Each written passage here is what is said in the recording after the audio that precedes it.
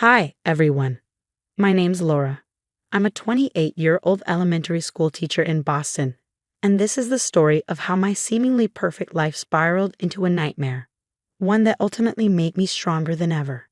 "You really got lucky with Steve," my sister Lisa had said at my wedding, her words full of warmth and optimism. If only we knew then what I know now.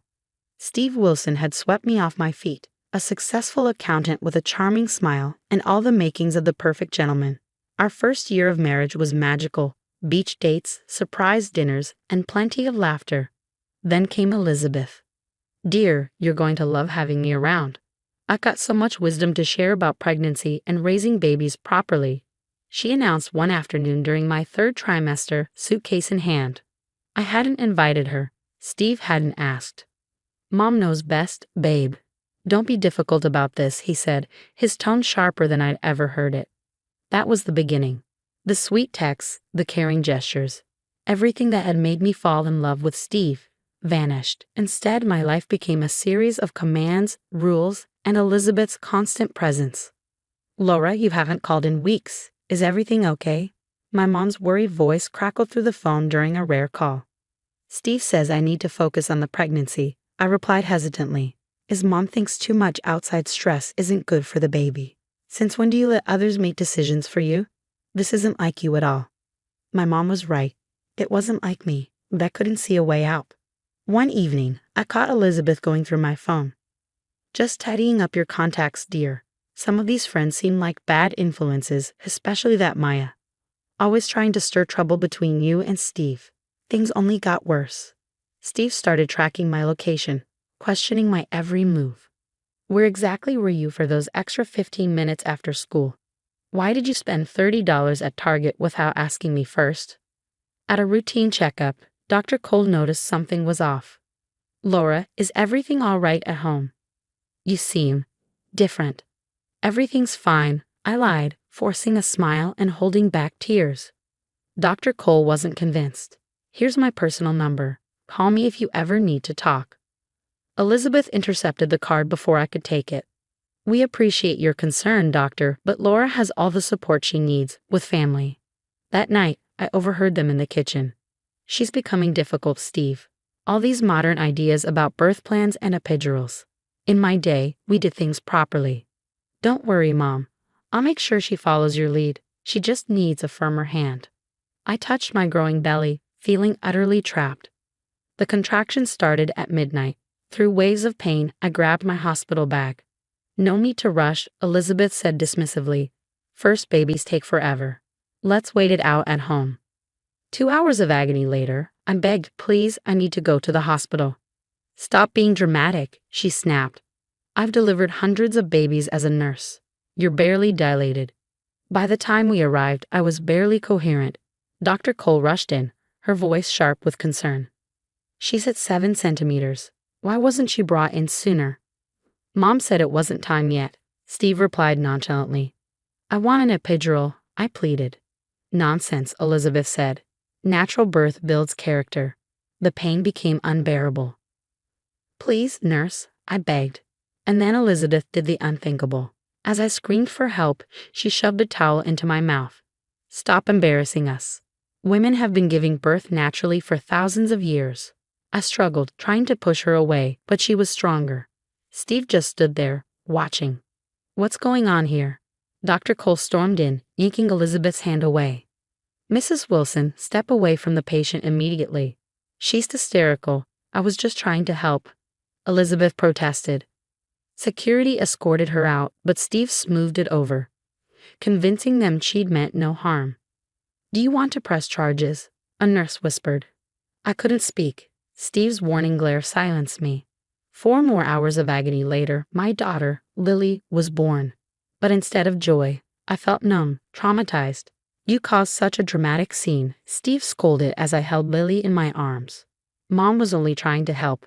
You'll apologize to her later." Elizabeth returned with a saccharine smile. "The pain must have made you hallucinate, dear. I would never do such a thing."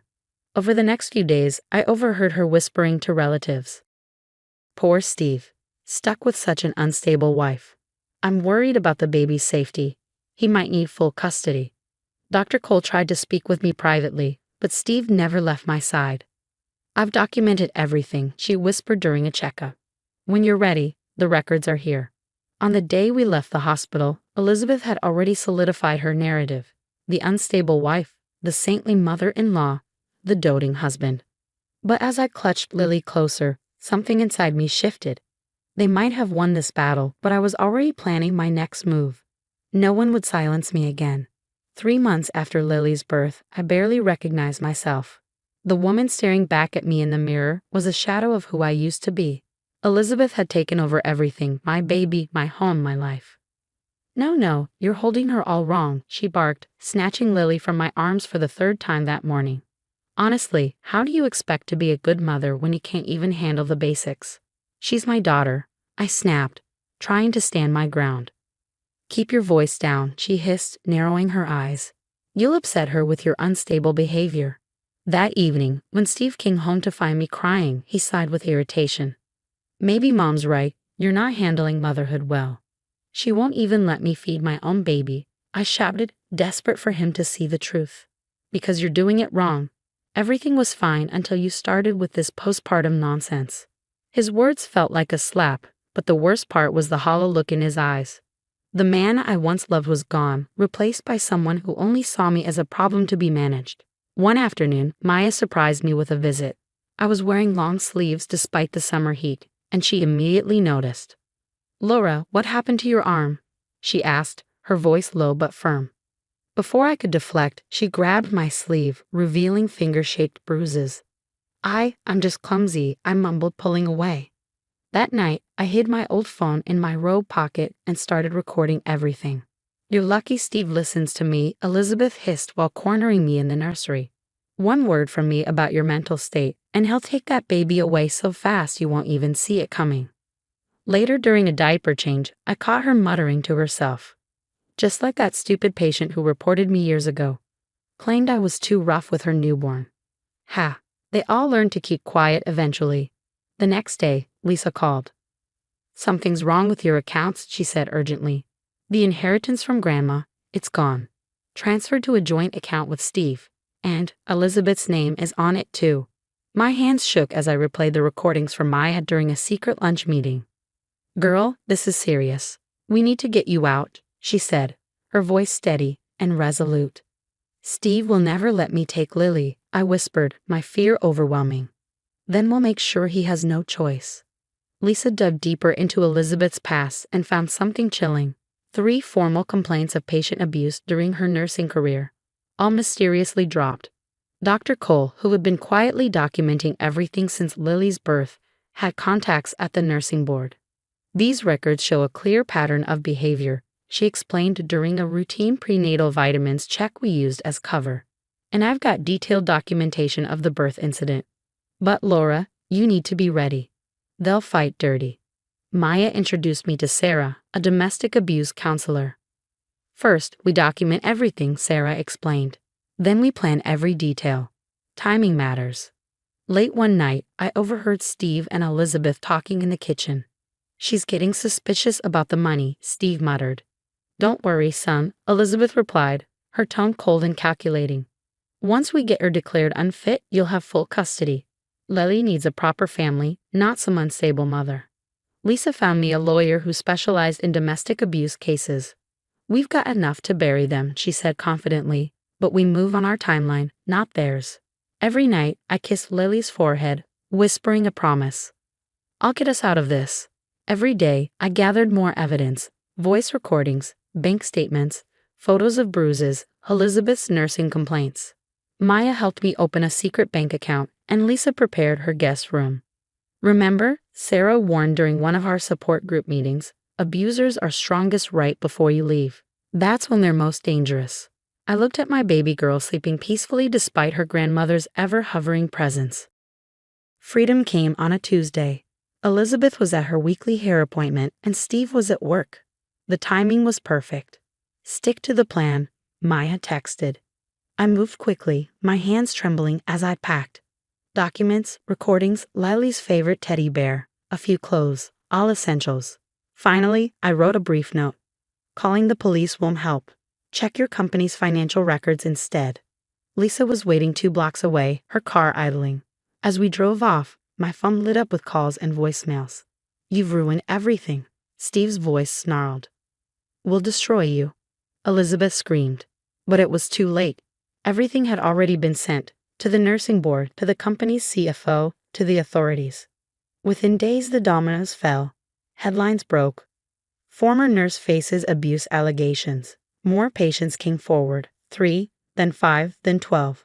Elizabeth's perfect reputation crumbled.